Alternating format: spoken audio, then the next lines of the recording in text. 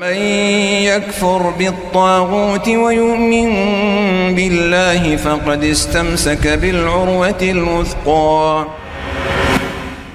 بسم الله الرحمن الرحيم. الحمد لله رب العالمين، وأشهد أن لا إله إلا الله ذو القوة المتين، ولا عدوان إلا على الظالمين، والله أكبر، ولا حول ولا قوة إلا بالله، وصلى الله وسلم على رسول الله وآله وصحبه. وبعد، فقد ثبت بما لا يدع مجالا للشك استخدام المتمردين وأعوانهم السحر على نطاق واسع في حربهم على بلادنا وجيشها الباسل. قد أشار علي بعض الفضلاء بتسجيل مقاطع لعل الله أن ينفع بها إخواننا في القوات المسلحة والقوات المساندة وكل المقاتلين بل وغيرهم من المسلمين، وسوف يكون الكلام في الوقفات التالية. الوقفة الأولى مقدمة. المتمردون وأعوانهم ليسوا أول من يستخدم السحر في مواجهة الخصم في الحروب وغيرها، فقد استعان به فرعون على نبي الله موسى، واستخدمه اليهود للنيل من نبي الله محمد صلى الله عليه وسلم. فاستخدام السحر هنا سنة فرعونية يهودية. وفي العصر الحديث يستخدم جهاز الموساد الإسرائيلي السحر بكثافة، وخاصة قسم العمليات الخاصة المعروفة بميدسادا. ومن أشهر السحرة الذين استخدمهم الموساد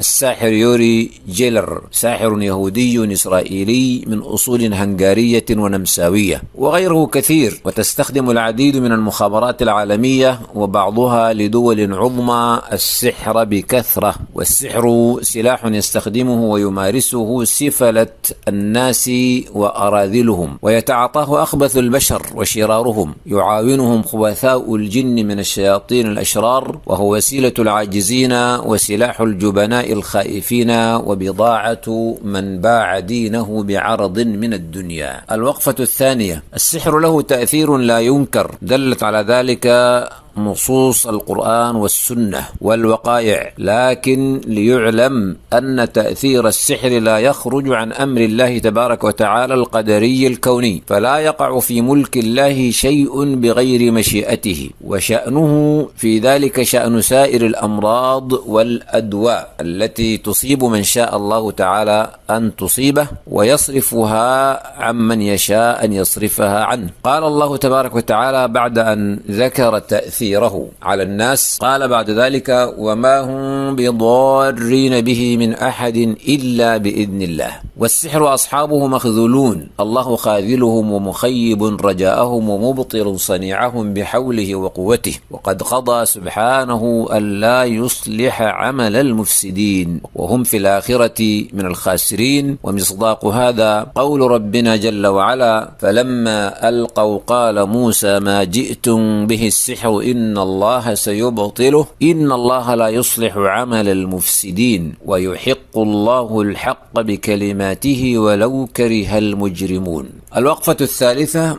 هؤلاء وأسلافهم يستخدمون السحر في الحرب طلبا للتميز الذي يحدث التفوق لهم ويحدث الهزيمة لخصمهم في اعتقادهم، وهم يعلمون أن رجال الجيش السوداني ومن يساندهم لا يستخدمون السحر لأنه يناقض عقيدتهم، فيستغلون ذلك لإحداث تميز وتفوق في زعمهم الفاسد. وهذا قد يفسر لك بعض إصرارهم في هجوم وفق المقاييس العسكرية يعد خاسرا وانتحاريا، يفعلون ذلك اعتمادا منهم على نظرية التفوق الموهومة وما يعدهم به سحرتهم ودجالوهم، وهو تميز مذموم مخذول، وكفاه شؤما أنه يفقدهم الاستعانة بالله جل ذكره ويفقدهم ميزة ذكر الله تبارك وتعالى، فإن السحر وذكر الله لا يجتمعان، وبعد ذلك يوردهم المهالك في الدنيا والآخرة. بينما التميز الحقيقي مع جيشنا ومقاتلينا لأنهم يستعينون بالله ويستنصرون به. ولما قال المشركون يوم أحد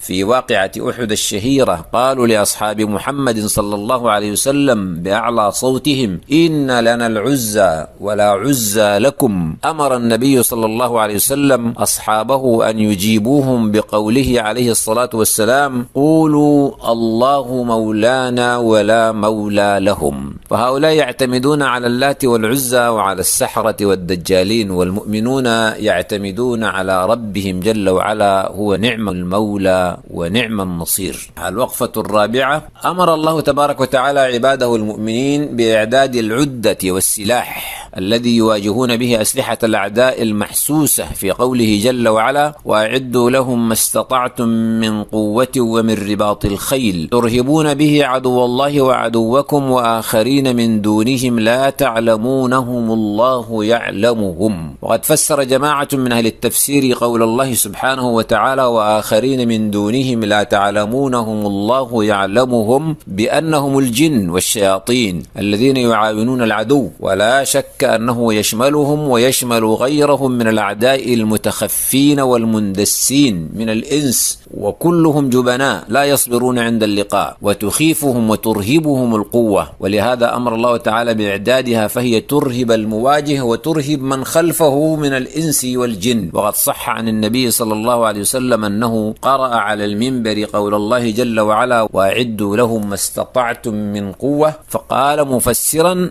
ألا إن القوة الرمي، ألا إن القوة الرمي، ألا إن القوة الرمي. رواه الإمام مسلم في الصحيح. وهذه القوة المادية المحسوسة ترهب العدو وتخيف العدو الإنسي المواجه والعدو الإنسي المتخفي والمتربص، وتخيف العدو الجني الشيطاني، وتقطع دجل الدجالين وتخرصات المشعوذين. وقد نظمت في ذلك أبياتا 3 مجاريا فيها أبيات أبي تمام: قلت الرمي أصدق إنكاء من الحجب، في ناره الحد بين الجد واللعب، صدق التوكل لا لبس التمائم، قل ما بينهن كبين التبر والترب، والحسم في شهب الدانات لامعة، في ساحة الحرب لا في السحر والحجب. الوقفة الخامسة: ثم أسلحة لا يعرفها العدو ولا يحسنها، بل هي تعارض سحرهم وشياطينهم ولا تصلح لهم، وفيها التفوق والتميز الحقيقي، فقط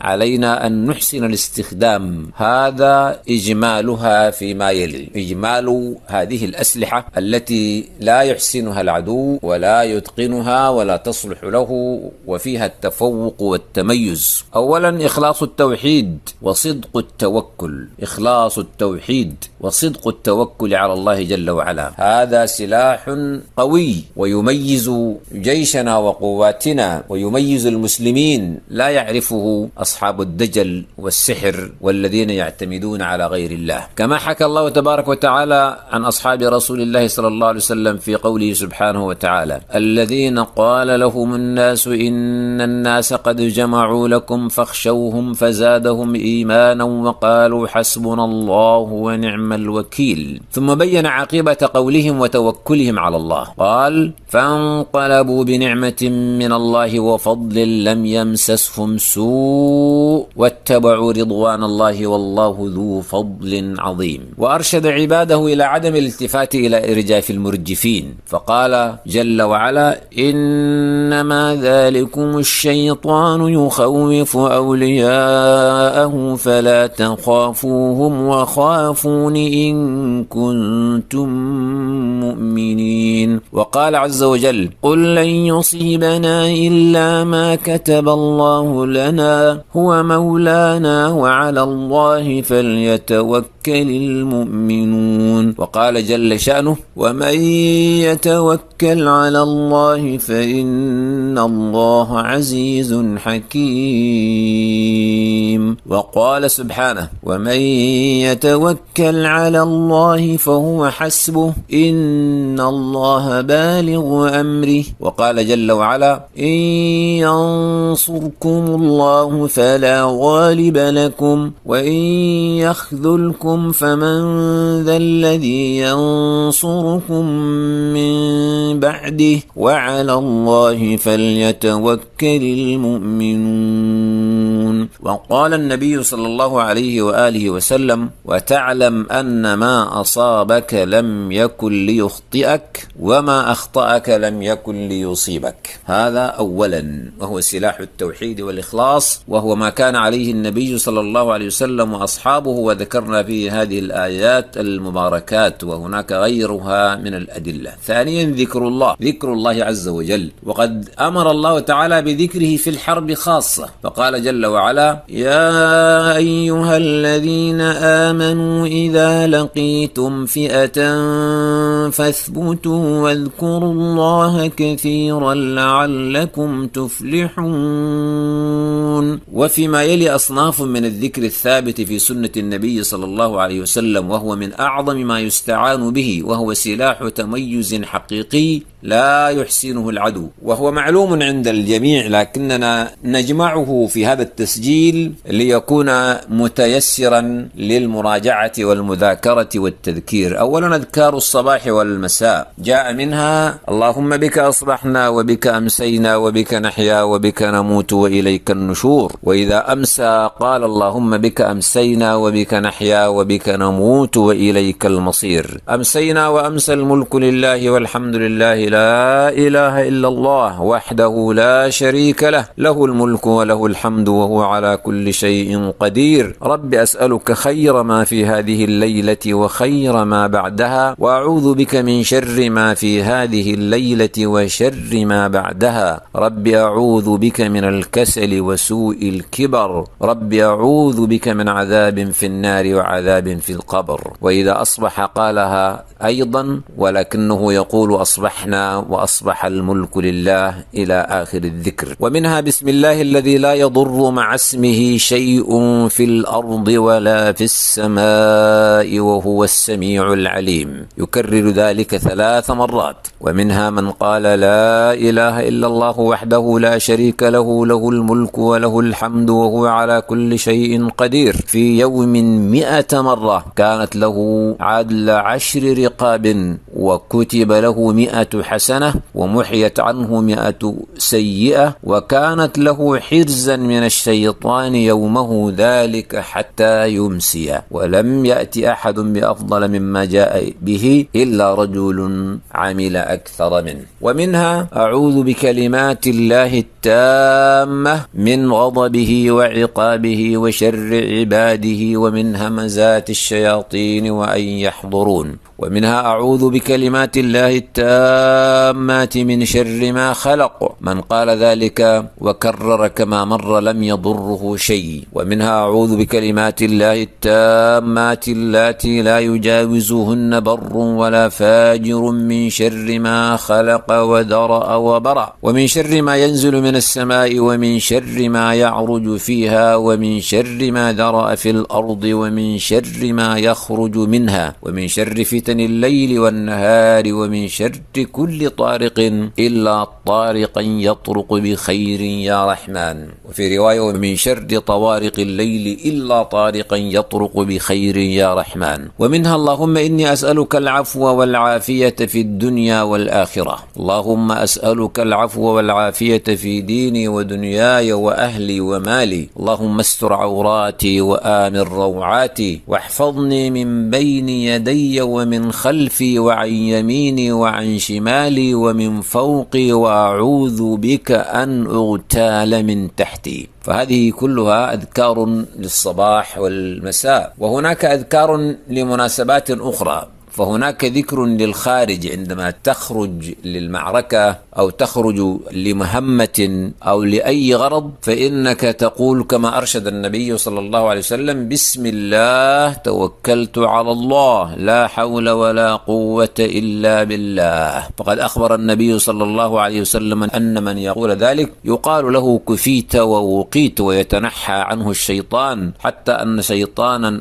آخر يقول لصاحبه: كيف لك رجل قد هدي وكفي ووقي. ومنها أذكار العودة والدخول إلى المعسكر أو المنزل أو ما كان يسكنه. إذا دخل الرجل بيته فذكر الله عند دخوله وعند طعامه قال الشيطان لا مبيت لكم ولا عشاء. وإذا دخل فلم يذكر الله عند دخوله قال الشيطان أدركتم المبيت. فإذا لم يذكر الله عند طعامه قال أدركتم المبيت والعشاء. ومنها أذكار عند النوم واليقظة: باسمك اللهم وضعت جنبي وباسمك أرفعه، اللهم إن أمسكت نفسي فاغفر لها وإن أرسلتها فاحفظها بما تحفظ به عبادك الصالحين. ومنها أن النبي صلى الله عليه وسلم أرشد من أتى مضجعه أن يتوضأ ثم يقول: اللهم أسلمت وجهي إليك وفوضت أمري إليك وألجأت ظهري إليك رغبة ورهبة إليك، لا ملجأ ولا منجى منك إلا إليك، اللهم آمنت بكتابك الذي أنزلت وبنبيك الذي أرسلت. من أذكار النوم أيضا أن تقرأ آية الكرسي فإنه لن يزال عليك من الله حافظ، وأن تقرأ الإخلاص والفلق والناس 3 مرات وتنفث على يديك وتمسح وجهك ورأسك وبطنك وما انتهى إليه جسدك كما كان يفعل النبي صلى الله عليه وسلم. ومنها أنك عند القيام من النوم تقول: الحمد لله الذي أحيانا بعدما أماتنا وإليه النشور. كذلك عندما تنزل منزلا، عندما تنزل مكانا أو ساحة أو منزلا، فقد أرشد النبي صلى الله عليه وسلم أن تقول: أعوذ بكلمات الله التامات من شر ما خلق. قال: من فعل ذلك فإنه لن يضره شيء حتى يرتحل. وهذا بدل ما كان عليه المشركون، كانوا إذا نزلوا واديا أو مكانا استعاذوا بسيد الوادي من الجن، وهم الذين قال الله فيهم: وأنه كان رجال من الإنس يعوذون برجال من الجن فزادوهم رهقا. فأبطل الله أعمال الجاهلية واستبدلنا بالاستعاذة به: أعوذ بكلمات الله التامات من شر ما خلق. وكذلك مما جاء في السنة ذكر الله وإغلاق الأبواب وتغطية الأواني: أغلقوا الأبواب واذكروا اسم الله فإن الشيطان لا يفتح بابا مغلقا، وأوكوا قربكم واذكروا اسم الله، وخمروا آنيتكم واذكروا اسم الله. أيضا من هذه الأسلحة التي لا يعرفها الأعداء سلاح الدعاء، ولنا في رسول الله صلى الله عليه وسلم أسوة حسنة كما أخبرنا ربنا في كتابه. وقد كان النبي صلى الله عليه وسلم يجتهد في الدعاء في الحروب، فقد صح عنه في بدر أنه كان يدعو الله ويبالغ في رفع يديه حتى يسقط رداؤه صلى الله عليه وسلم. فأنزل الله عليه: إذ تستغيثون ربكم فاستجاب لكم أني ممدكم ب1000 من الملائكة مردفين. فأمده الله بالملائكة. قال ابن عباس رضي الله عنهما: بينما رجل من المسلمين يومئذ يشتد في أثر رجل من المشركين أمامه، إذ سمع ضربة بالصوت فوقه وصوت الفارس يقول: أقدم حيزوم. فنظر إلى المشرك أمامه فخر مستلقيا، فنظر إليه فإذا هو قد خطم أنفه وشق وجهه كضربة الصوت، فاخضر ذلك أجمع. فجاء الأنصاري فحدث بذلك رسول الله صلى الله عليه وسلم فقال له: صدقت، ذلك من مدد السماء الثالثة. هذا في صحيح الإمام مسلم. فلما استغاث النبي صلى الله عليه وسلم ربه أمده بالمدد، أمده بالملائكة الأبرار. فالدجالون يستعينون بالسحرة الأشرار، والمؤمنون يستعينون بالله فيمدهم بالملائكة الأبرار الأطهار. وكان من دعائه صلى الله عليه وسلم يوم الأحزاب: اللهم منزل الكتاب ومجري السحاب وهازم الأحزاب سريع الحساب، أهزمهم وزلزلهم وانصرنا عليهم. من الأسلحة المهمة التي لا يعرفها الأعداء سلاح الطاعة، طاعة الله وطاعة رسوله صلى الله عليه وسلم، والبعد عن المعاصي. قال الله تبارك وتعالى: يا أيها الذين آمنوا إن تنصروا الله ينصركم ويثبت أقدامكم. وهذا في محل الشاهد تماما. نصر الله وتثبيته لعباده مقرون بطاعتهم ونصرتهم لربهم، والله لا يخلف الميعاد. وكان رسول الله صلى الله عليه وسلم إذا بعث أميرا على جيش أوصاه في خاصة نفسه بتقوى بتقوى الله ومن معه من المسلمين خيرا، وقال اغزوا بسم الله. الحديث بطوله رواه الإمام مسلم في الصحيح وغيره. ومن ذلك المحافظة على الصلوات،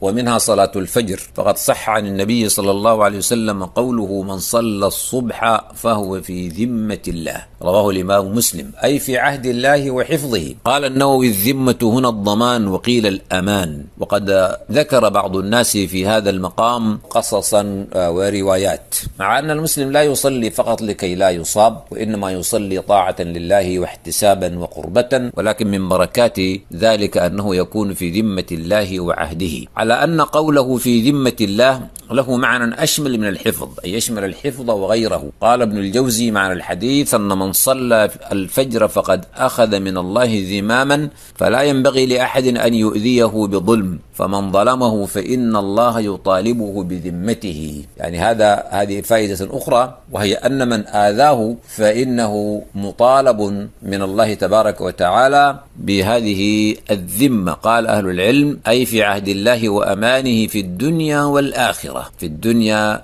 والآخرة. من الأسلحة المهمة في هذا الباب وهي خاتمة هذه المقاطع سلاح الرقية من القرآن، وخاصة سورة الفاتحة وسورة البقرة كاملة، وآية الكرسي من سورة البقرة، والمعوذتين قل أعوذ برب الفلق وقل أعوذ برب الناس، والإخلاص قل هو الله أحد، وآيات السحر في البقرة وفي الأعراف وفي يونس وفي طه. ففي البقرة قول الله تبارك وتعالى أعوذ بالله من الشيطان الرجيم واتبعوا ما تتلو الشياطين على ملك سليمان وما كفر سليمان ولكن الشياطين كفروا يعلمون الناس السحر وما أنزل على الملكين ببابل هاروت وماروت وما يعلمان من أحد حتى يقولا إنما نحن فتنة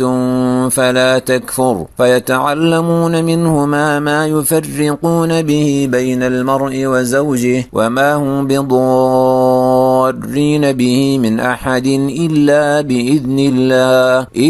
بإذن الله ويتعلمون ما يضرهم ولا ينفعهم ولقد علموا لمن اشتراه ما له في الآخرة من خلاق ولبئس ما شروا به أنفسهم لو كانوا يعلمون.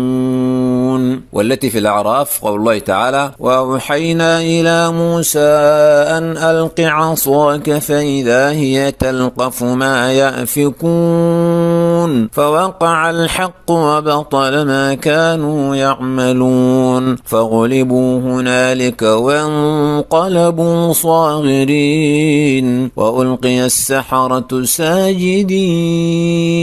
والتي في يونس قول الله جل وعلا فلما ألقوا قال موسى ما جئتم به السحر إن الله سيبطله إن الله لا يصلح عمل المفسدين ويحق الله الحق بكلماته ولو كره المجرمون.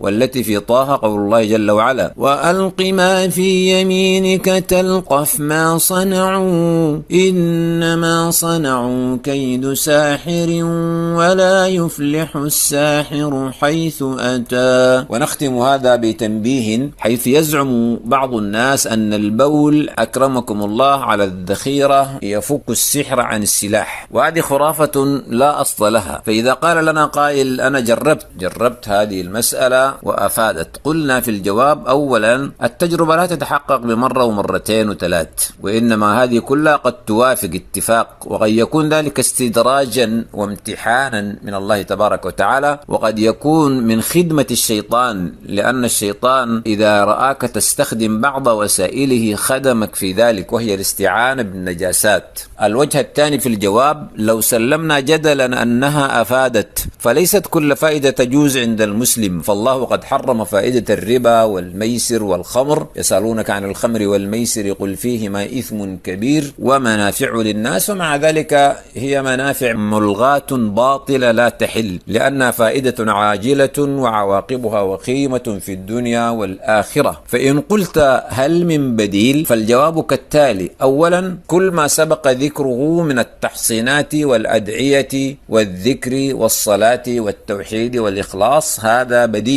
ثانيا، التكبير والتهليل والأذان، أنك تلاقي العدو وأنت تكبر وتهلل وتؤذن. قال الذهبي في تاريخ الإسلام: يقال إن أبا بكر قال: صوت القعقاع في الجيش خير من 1000 رجل، وكان فارسا شجاعا مقاتلا مجاهدا، وكان يصدع بالتكبير في المعارك. ثالثا، من البدائل اصطحاب مقاطع صوتية في كل آلية فيها جهاز تشغيل صوت، أي مركبة، دبابة، طائرة فيها جهاز تسجيل صوت تستصحب معك مقاطع صوتية، ولو حتى في الهواتف. هذه المقاطع تكون مشتملة على سورة الفاتحة، وبعضها مشتمل على سورة الإخلاص والمعوذتين، قل هو الله أحد، قل أعوذ برب الفلق، قل أعوذ برب الناس، يعني المعوذتين والإخلاص، وسورة البقرة كاملة، وآية الكرسي منفصلة. كل هذه الصور سواء كانت مجتمعة في مقطع أو متفرقة في مقاطع تكون مصحوبة مع الآليات، الطائرات،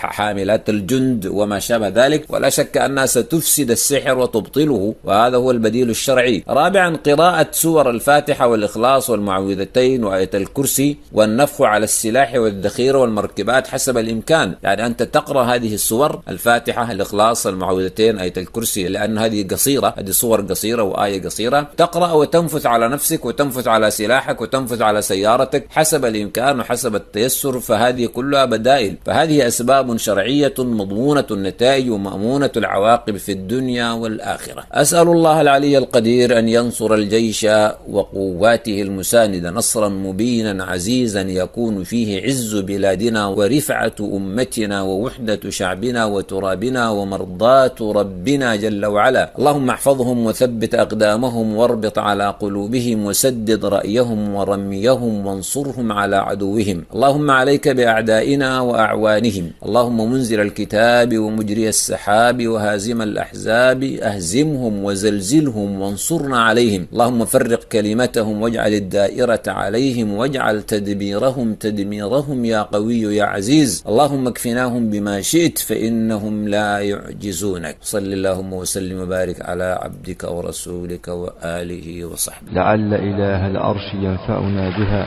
وينزلنا في الحشر في خير مقعدي.